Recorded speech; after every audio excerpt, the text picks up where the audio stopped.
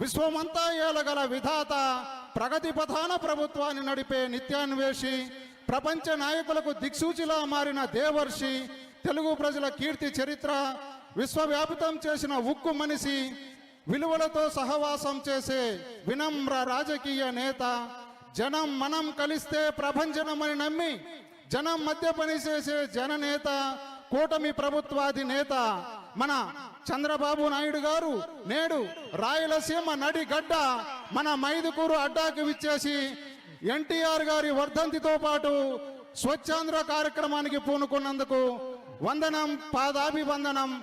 మీ అందరి కరతాళ ధ్వనులతో సార్కు మరొకసారి ధన్యవాదాలు సార్. Thank you sir.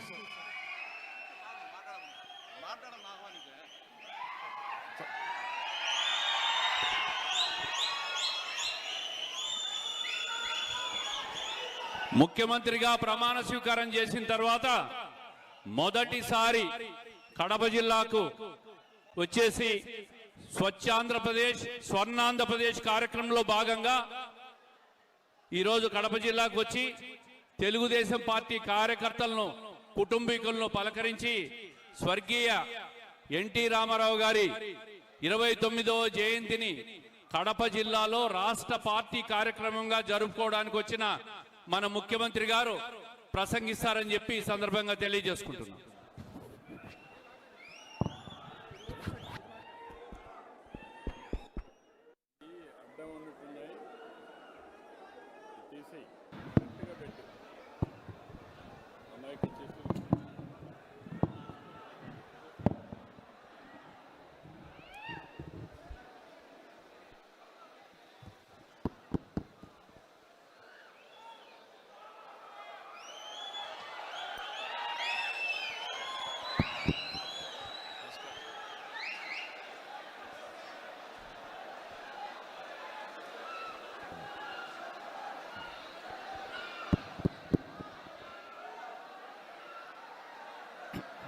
గౌరవనీయులు మైదుకూరు గౌరవ శాసనసభ్యులు సుధాకర్ యాదవ్ గారు, జిల్లా తెలుగుదేశం పార్టీ అధ్యక్షులు శ్రీనివాసరెడ్డి గారు, వేదికపైనున్న సహచర మంత్రివర్గ సభ్యులు, వేదికపైనున్న గౌరవ శాసనసభ్యులు, తెలుగుదేశం పార్టీ నాయకులు, అదే మారుగా నాకు ప్రాణ సమానమైన తెలుగుదేశం పార్టీ కుటుంబ సభ్యులందరికీ పేరు పేరున మనస్ఫూర్తిగా నమస్కారాలు, అభినందనలు. ఈరోజు మన నాయకుడు నందమూరి తారక రామారావు గారి యొక్క 29వ వర్ధంతి, అది కూడా ఈ మైదుకూరులో జరుపుకోవడం చాలా అదృష్టంగా నేను భావిస్తున్నాను. ఒక మహానాయకుడు, ప్రజానాయకుడు, తెలుగు జాతి చరిత్ర ఉన్నంత వరకు తెలుగు వారి గుండెల్లో ఉండే ఏకైక వ్యక్తి నందమూరి తారక రామారావు గారు. ఈరోజు మనందరం చూస్తే తెలుగు జాతి కోసం పుట్టిన, అనుక్షణం తెలుగు జాతి ఆత్మ గౌరవం కోసం తప్పించిన ఏకైక నాయకుడు ఎన్టీఆర్. ఎన్టీఆర్ అంటే 3 అక్షరాలు కాదు, తెలుగువారి ఆత్మ గౌరవం. ఇంకొక పక్క మనం చూస్తే పేదవాడి గుండెల్లో తీపి జ్ఞాపకం, బడుగు బలహీన వర్గాల గుండెల్లో చెరగని ధైర్యం. 9 నెలలే ఎన్టీ రామారావు గారు పార్టీ పెట్టి ప్రపంచంలో కూడా ఎవ్వరు కూడా అధికారంలో రాలేదు. అది ఒక్క ఎన్టీఆర్కే సాధ్యమైంది. ఇంకో పక్కన మీరు చూస్తే అంతవరకు తెలుగు వారికి గౌరవం ఉండేది కాదు. మనలందరినీ మద్రాసు అని పిలిచేవారు. అలాంటిది ఢిల్లీని గజగజలాడించడమే కాకుండా తెలుగు వారి యొక్క గుర్తింపును తెచ్చిన ఏకైక నాయకుడు ఎన్టీఆర్. ఇంకో పక్క మీరు చూస్తే సమిక్షేమానికి అర్థం తీసుకొచ్చాడు. అభివృద్ధి అంటే చేసి చూపించాడు. సంస్కరణలకు నాంది పలికారు. ప్రభుత్వం అంటే పాలకులు కాదు సేవకులని చెప్పిన ఏకైక నాయకుడు నందమూరి తారక రామారావు గారు. దేశ చరిత్రలోనే రాజకీయాలు కొత్త రూపం ఇచ్చిన వ్యక్తి ఎన్టీఆర్. ఆ రోజులోనే ₹2 కేజీ బియ్యం. ఈరోజు దేశమంతా కూడా ఫుడ్ సెక్యూరిటీగా మారే పరిస్థితికి వచ్చింది. ఇంకొక పక్క మీరు చూస్తే ఆ రోజు ఆయన ఇచ్చిన పింఛను ₹35, ఈరోజు ₹4,000 ఇస్తున్నామంటే అది తెలుగుదేశం పార్టీ చరిత్ర. ఇవే కాకుండా పేదవాడు కూడా పక్కా ఇల్లుండాలి, గుడిసెలు కాదని చెప్పి పక్కా ఇళ్లకు నిర్మాణం చేశాడు.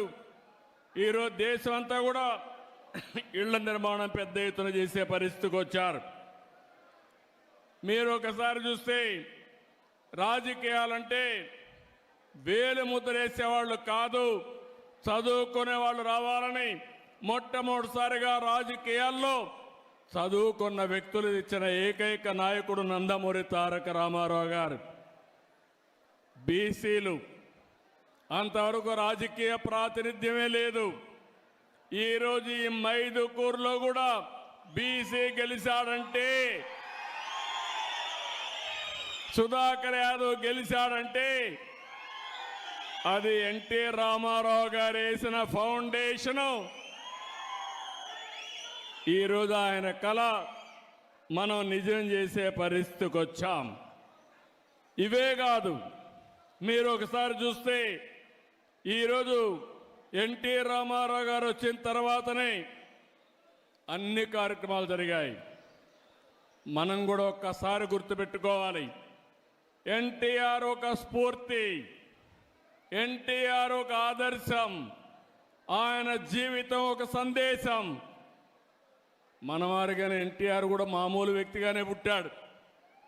సామాన్య రైతు కుటుంబంలో పుట్టాడు. అంచెలంచెలుగా ఎదిగాడు. నిరంతరం శ్రమపడ్డాడు. క్రమశిక్షణతో బతికాడు. ఈరోజు మీరు చూస్తే మనం మాట్లాడుకుంటుంటే ఒక రైతు కుటుంబంలో పుట్టిన బిడ్డ సినిమా జీవితంలో ఈరోజు ఎన్టీఆర్ను ఒక్కసారి గుర్తు చేసుకుంటే రాముడు ఎట్టుంటాడో తెలియదు కానీ రాముడి రూపాన్ని ఎన్టీఆర్లో చూసుకున్నాం.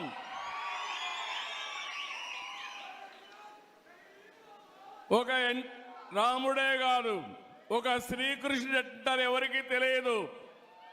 ఇప్పటికి కూడా శ్రీకృష్ణుడు అంటే ఎన్టీఆర్ రూపంలో చూస్తున్నాం. ఇది ఒకటే కాదు, ఆయన జీవితంలో మనం చూస్తే ఇప్పుడే కాదు ఇంకా మళ్ళా పుట్టరు. ఒకవేళ ఆయన చేసిన పాత్రలు చేయాలంటే మళ్ళీ ఎన్టీ రామారావు గారే పుట్టాలి తప్ప ఎవరికి సాధ్యం కాదు. ఇంకొక పక్కన రాజకీయాలు కొత్త నిర్వచనం తీసుకొచ్చాడు.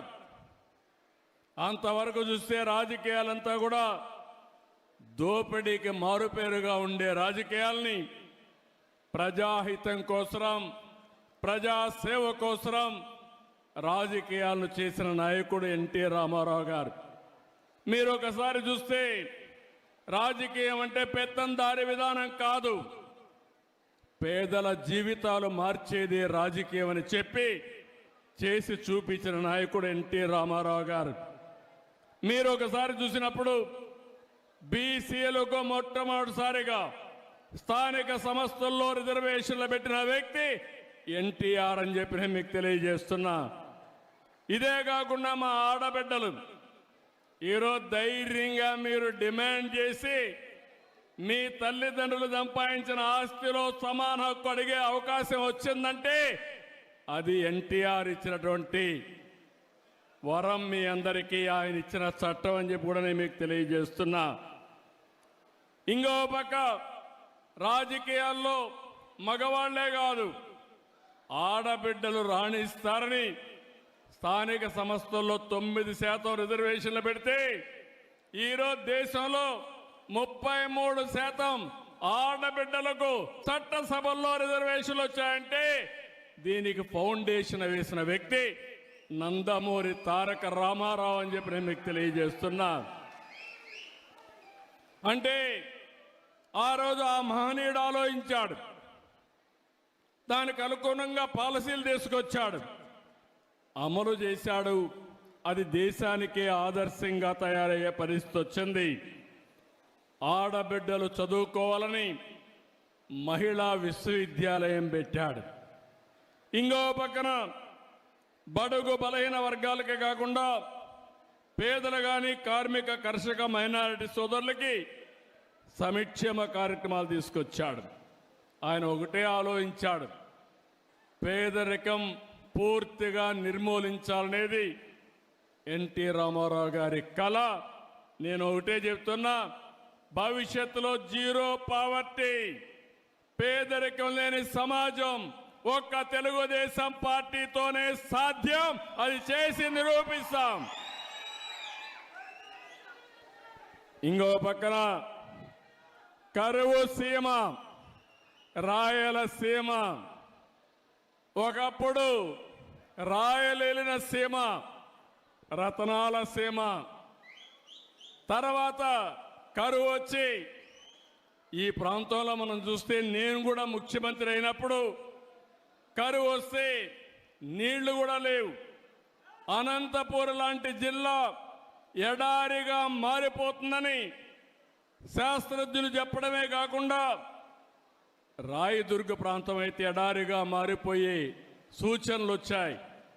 ఎడారిగా మారకుండా నేను కొన్ని వందల కోట్ల రూపాయలు ఖర్చు పెట్టి పనులు చేసే పరిస్థితికి వచ్చాం.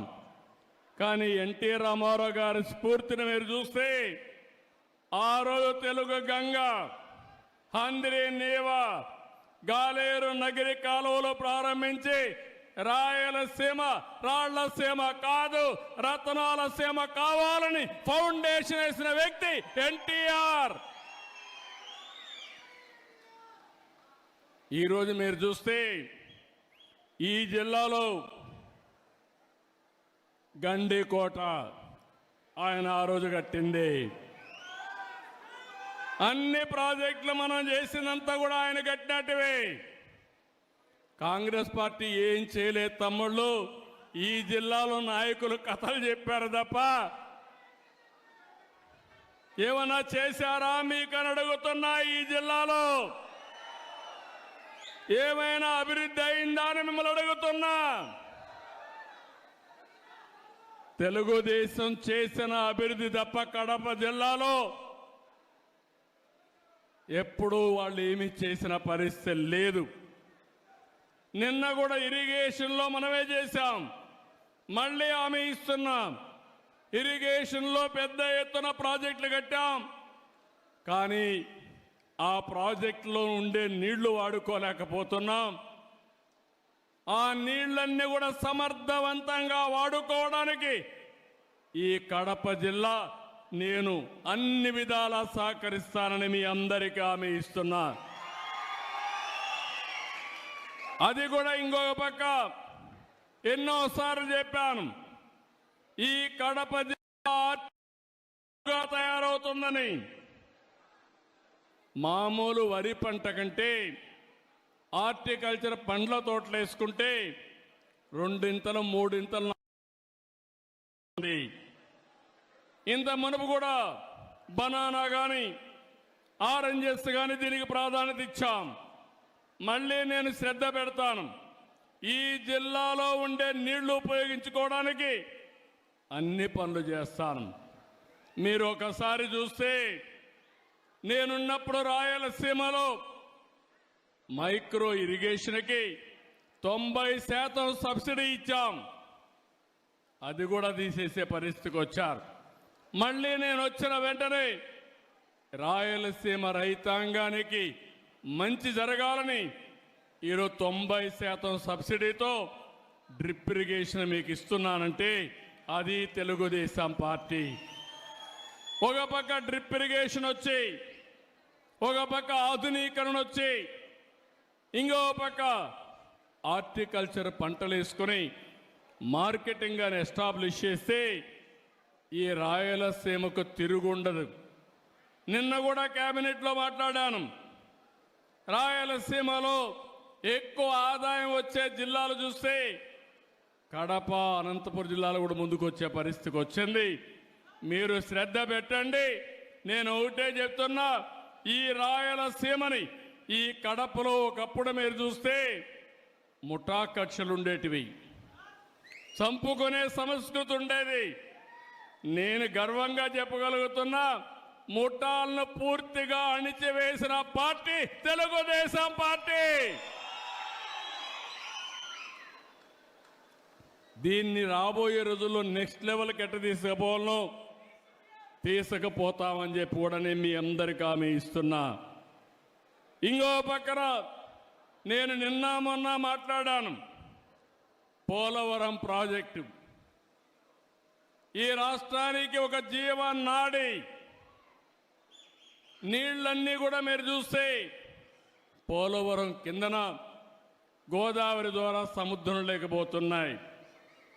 ఈ సంవత్సరం 4000 టీఎంసీ నీళ్లు సముద్రం లేకపోయినాయి. కానీ నేను ముందు జాగ్రత్త చేసి ఈసారి మీరు చూస్తే శ్రీశైలం కానీ ఇవన్నీ నీళ్లు తీసుకొచ్చి రాయలసీమలో ఉండే రిజర్వాయర్లు కళకళలాడుతున్నాయంటే అది తెలుగుదేశం పార్టీ చూపించిన చొరవ. ఇప్పుడు నేను ఆలోచించింది, పోలవరం నుంచి దగ్గర ఒక 200 నుంచి 300 టీఎంసీ నీళ్లు రాయలసీమకు వస్తే ఇంకా రాయలసీమను ఎవ్వరూ పట్టలేరని చెప్పి కూడా నేను మీకు తెలియజేస్తున్నా. ప్రగతి వైపు పరుగు పెట్టే పరిస్థితి వస్తుంది. అందుకే పోలవరాన్ని మళ్ళీ పట్టాలెక్కించాం. ఈరోజు ఇక్కడికి వచ్చాను. పోలవరం మీరు చూస్తే పోయిన ప్రభుత్వం డయాఫామ్ వాల్ని ముంచేసి పోలవరం ప్రాజెక్టు గోదావరిలో ముంచేశారు.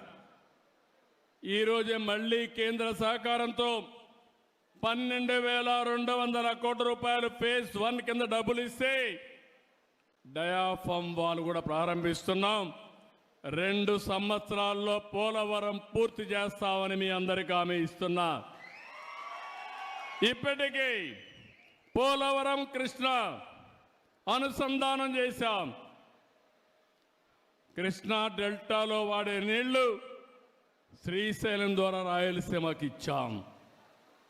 అందుకే నేను ఆలోచిస్తున్నాను, రేపు రాబోయే రోజుల్లో గోదావరి, పెన్నా, పోలవరం, బనకచెర్ల వరకు అనుసంధానం చేయగలిగితే అది ఒక గేమ్ చేంజర్గా తయారవుతుంది. ఇంకా ఇబ్బందే ఉండదు. రాయలసీమ రైతాంగం మీసం తిప్పి బతికే రోజు వస్తుందని చెప్పి కూడా నేను మీకు తెలియజేస్తున్నా. ఎందుకు ఈ మాట మాట్లాడుతున్నానంటే డబ్బులు అవుతాయి. దగ్గర 80,000 కోట్లు కావాలి. పోలవరం అయిపోతుంది. నా జీవితాశయం ఎట్టి పరిస్థితిలో బనకచెర్లకు నీళ్లు తీసుకొస్తే అక్కడి నుంచి తెలుగు గంగ, హంద్రి నీవ, నగిరి గాలేరు, ఇక్కడి నుంచి నేరుగా ఎక్కడికంటే అన్ని జిల్లాలే కాకుండా సోమశిలకెళ్ళి, కందలేరుకెళ్ళి, మళ్ళీ తిరుపతికి వచ్చి వెంకటేశ్వర స్వామి పాదాల చెంత బాలాజీ రిజర్వాయర్కు నీళ్లు వచ్చే పరిస్థితి వస్తాయి. ఇది నా కళ. మీలో కూడా ఆలోచన రావాలి. ఆ రోజు ఎన్టీ రామారావు గారు ప్రారంభించిన జల యజ్ఞం ప్రతి ఎకరాకు నీళ్లు ఇచ్చే బాధ్యత నాదని మరొకసారి మీ అందరికీ హామీ ఇస్తున్నా.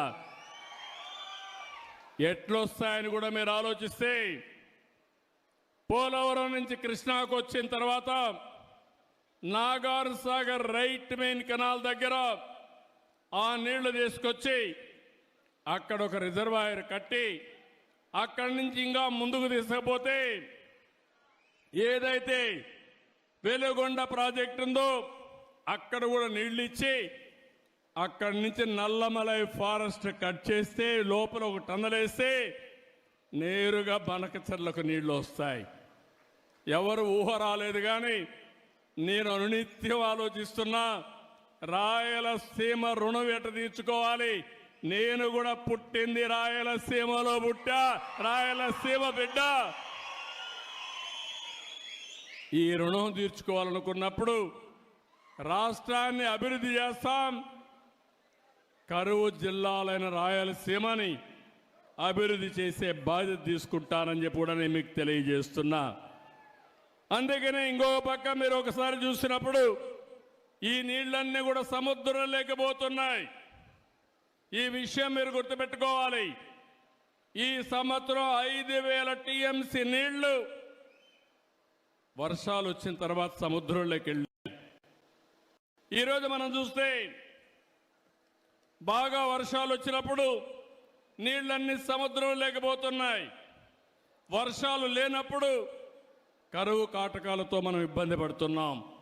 ఈ రెండు కూడా అనుసంధానం జరగాలంటే కరువు రహిత రాష్ట్రంగా తయారు కావాలంటే నదుల అనుసంధానమే ఏకైక మార్గం. ఇది సాధ్యం. ఒకప్పుడు ఇంత టెక్నాలజీ లేదు, ఇప్పుడు టెక్నాలజీ వచ్చింది. ఇది చేసి చూపిస్తామని చెప్పి కూడా నేను మీకు తెలియజేస్తున్నా. ఇంకో పక్కన మీరు ఒకసారి ఆలోచిస్తే ఈ జిల్లాలో కొప్పర్తి, ఇక్కడే కడపలో 2,300 కోట్ల రూపాయలు కేంద్రం ఇచ్చారు. కొప్పర్తిని ఒక పారిశ్రామిక కేంద్రంగా తయారు చేసే బాధ్యత, మీకు ఉద్యోగాలు ఇప్పించే బాధ్యత నేను తీసుకుంటానని చెప్పి కూడా నేను మీకు తెలియజేస్తున్నా. ఇంకో పక్క స్టీల్ ప్లాంట్ కూడా ఉంది, దాన్ని కూడా పర్సూ చేస్తున్నాం. అది కూడా వస్తే ఈ జిల్లా ప్రగతి జరుగుతుంది. ఇంకో పక్క ఇది కాకుండా ఎంఎస్ఎంఈ పార్క్ ఒకటి ఇక్కడ పెట్టి ఇంతకుముందు ఆఫీస్ ఉంది, దాన్ని ఎక్కడా మార్చడం లేదు, ఇక్కడే ఉంటుందని కూడా మీ అందరికీ హామీ ఇస్తున్నా. నా ఆలోచన ఒకటి, ఒక ఇంటికి ఒక పారిశ్రామికవేత్త తయారు కావాలి. ఒకప్పుడు ఐటీ గురించి మాట్లాడా, ఇప్పుడు నేను మాట్లాడేది 1 ఫ్యామిలీ 1 ఆంట్రప్రెన్యూర్. ఒకప్పుడు ఐటీ, ఇప్పుడు ఏఐ, ఆర్టిఫిషియల్ ఇంటెలిజెన్స్. మీ ఫోన్లో మీరు ఏది కావాలన్నా, ఏ సజెషన్ కావాలన్నా తీసుకునే పరిస్థితి వచ్చేసింది. ఇంకా ఆఫీసుకు పోయే పని లేదు. ఈరోజే ఓపెన్ చేయాల్సింది కానీ కొన్ని కారణాల వల్ల చేయలేకపోయాం. ఈ నెల చివరిలోనే వాట్సాప్ గవర్నెన్స్ తీసుకొస్తున్నా. మీ సెల్ ఫోన్లో మీకు ఏ పని కావాలన్నా ఒక మెసేజ్ పెట్టినా, మీరు మెసేజ్ పెట్టడం తెలియకపోతే మామూలుగా మీరు మాట్లాడినా మీకు ఆ పని చేసి పెట్టే బాధ్యత ఈ ప్రభుత్వం తీసుకుంటుంది. ఆఫీసులకు పోయే పని లేదు. ఆఫీసులే మిమ్మల్ని ఎదుర్కొంటూ వచ్చి మీరెక్కడుంటే అక్కడ పనులు చేసే పరిస్థితి తీసుకొస్తామని కూడా మీకు తెలియజేస్తున్నా. ఇలాంటివి మీరు చూసినప్పుడు, ఇంకా కొన్ని విషయాలు వచ్చినప్పుడు, ఈ జిల్లాలో రోడ్డు వ్యవస్థ మీరు చూశారు, రాయలసీమలో ఎయిర్పోర్ట్లు చూశారు, ఇప్పుడే చూశారు మన ఎయిర్పోర్ట్ను కూడా 250 కోట్ల రూపాయలతో టర్మినల్ కూడా కడుతున్నారు. నేనే రన్వే కూడా ఇంప్రూవ్ చేయించాను. అప్పట్లో నేనే నైట్ ల్యాండింగ్ ఫెసిలిటీ పెట్టాను. 5 ఏళ్ళు ఒక్క ఫ్లైట్ రాలేదు. ఇప్పుడు ఫ్లైట్లు ప్రారంభమైనాయి. భవిష్యత్తులో కడప కేంద్రంగా అనేక నగరాలకు కనెక్టివిటీ వచ్చే పరిస్థితి వస్తుంది. ఎక్కడికి పోవాలన్నా మీరు వెళ్ళి పని చూసుకొని సాయంత్రం ఇంటికి వచ్చే పరిస్థితి వస్తుంది. అక్కడి నుంచి కడప నుంచి కూడా మీరు చూస్తే Gandikota one of the most beautiful place అది. ప్రపంచంలోనే 10 బ్యూటిఫుల్ ప్లేసులు గండికోట ఒకటి. దీన్ని నేను అప్పుడు అభివృద్ధి చేయాలని ప్రయత్నం చేశాను. దీనివల్ల చాలా మంది పర్యాటకులు వస్తారు, టూరిజం అభివృద్ధి అవుతుంది, ఉపాధి అవకాశాలు వస్తాయి, ఇలాంటి చాలా జరిగే పరిస్థితి వస్తుంది. ఇప్పుడు ఇంకో పక్కన ఆంధ్రప్రగతి గ్రామీణ బ్యాంక్ ఇలాంటివన్నీ కూడా ఇప్పుడే మనం మీరు చూస్తే గండికోటకి కేంద్రం 80 కోట్ల రూపాయలు ఇచ్చారు. అక్కడ మంచి ఇన్ఫ్రాస్ట్రక్చర్ డెవలప్ చేస్తాం. ఇన్ఫ్రాస్ట్రక్చర్ డెవలప్ చేసి మంచి హోటల్స్ కూడా కట్టించి ఎవరైనా సరే టూరిస్టులు వస్తే దీన్ని ఒక హబ్గా తయారు చేసే బాధ్యత ఈ ప్రభుత్వం తీసుకుంటామని చెప్పి కూడా నేను మీకు తెలియజేస్తున్నాను. ఇదే కాకుండా ఈరోజు ఇంకొకటికి వచ్చినప్పుడు ఆంధ్ర ప్రగతి గ్రామీణ బ్యాంకు కూడా నా దృష్టి తీసుకొచ్చారు. ఎందుకు చేశారో కనుక్కుంటాను. ఎందుకంటే రాష్ట్రం అంతా కూడా ఒకటే చేస్తారని కూడా అన్నారు. ఏ విధంగా చేయాలో మాట్లాడి ఇది కేంద్రం కూడా చేయాలి, ఇద్దరితో మాట్లాడుకొని ఏం చేయాలనో దానికి కూడా ఒక పరిష్కార మార్గం చూపిస్తాం. ఇంకో పక్కన మీరు చూస్తే ఇక్కడికి వచ్చినప్పుడు రాజోలి ఆనకట్ట ఇప్పుడే మన ఎమ్మెల్యే గారు చెప్పారు. మాటలు చెప్పి 5 సంవత్సరాలు ఒక తట్ట మట్టి కూడా వేయలా. నేను హామీ ఇస్తున్నా, రాజోలి బండ ఆనకట్ట డెవలప్ చేసి 90,000 ఎకరాలకు నీళ్లు ఇచ్చి నీటి ఎద్దడి లేకుండా చేసే బాధ్యత ఈ ప్రభుత్వం తీసుకుంటాం. ఇంకో పక్కన ఇక్కడికి వచ్చినప్పుడు మీరు చూస్తే నాకు ప్రాణ సమానమైన తెలుగుదేశం పార్టీ కుటుంబ సభ్యులందరూ ఇక్కడున్నారు. చాలా హుషారుగా ఉన్నారు మీరు. ఇంకా స్పీడ్ పెంచాలి. ఎన్టీ రామారావు స్పిరిట్ మీద రావాలి. మొన్న ఎన్నికల్లో మీరు చూశారు, ఒక చరిత్ర సృష్టించాం. తెలుగుదేశం పార్టీ పెట్టినప్పటి నుంచి ఎప్పుడు రాని విజయం వచ్చింది. 93% సీట్లు మనమే గెలిచాం. మనం తీసుకున్న నిర్ణయం మీరు చూస్తే జనసేన, బీజేపీ, తెలుగుదేశం కలిసి పోటీ చేశాం. తమ్ముళ్ళు, నేను చాలా సార్లు చూశాను, కానీ ఇటీవల కాలంలో గెలవని కడప పాత జిల్లాలో 10కి 7 గెలిచాం. ప్రస్తుతం ఈ కడప పార్లమెంట్లో 7కి 5 గెలిచాం. ఇంకొంచెం కష్టపడుంటే పార్లమెంట్ కూడా గెలిచేవాళ్ళం. ఆ 2 సీట్లు కూడా గెలిచేవాళ్ళం.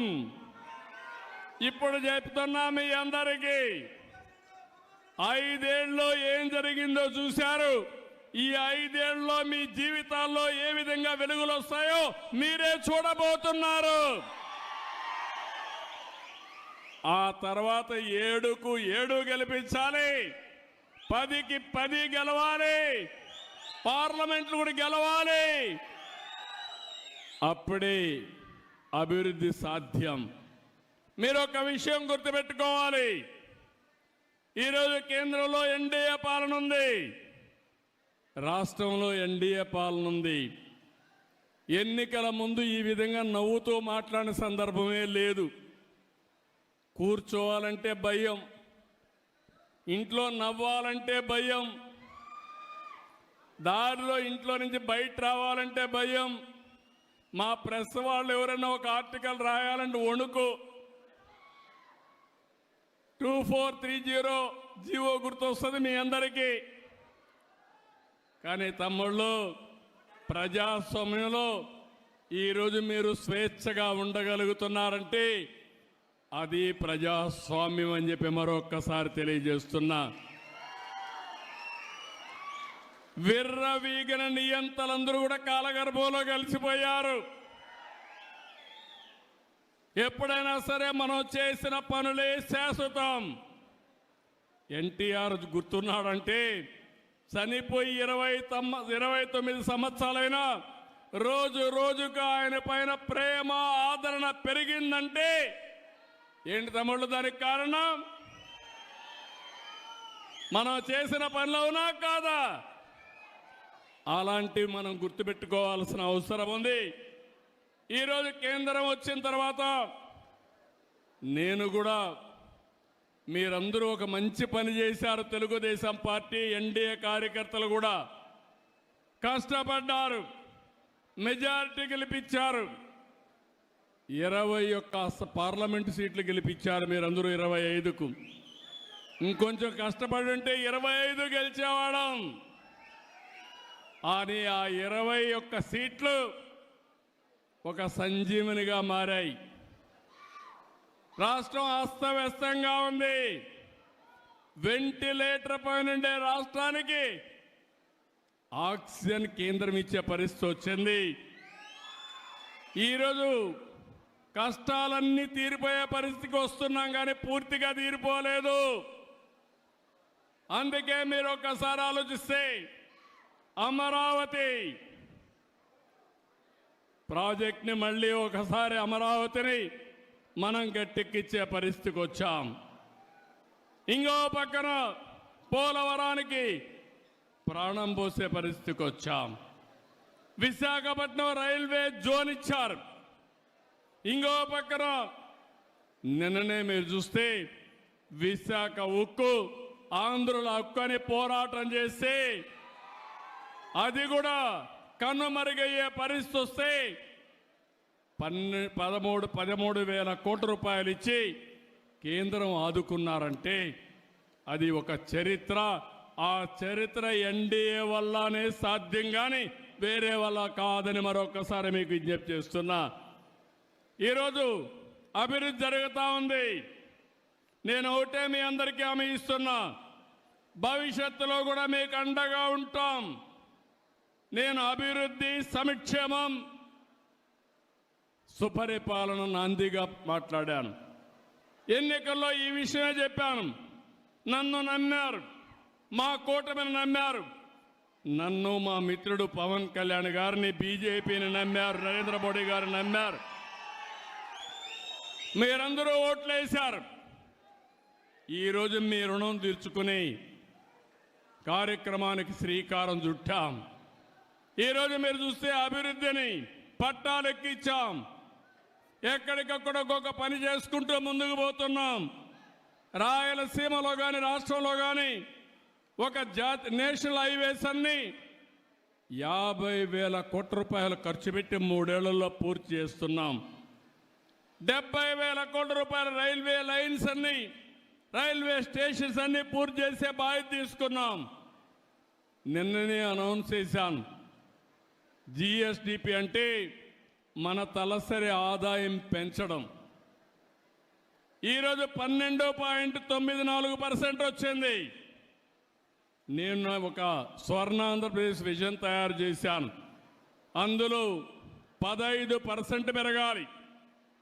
15% పెంచుకుంటూ పోతే ఈ రాష్ట్రంలో ఎవ్వరు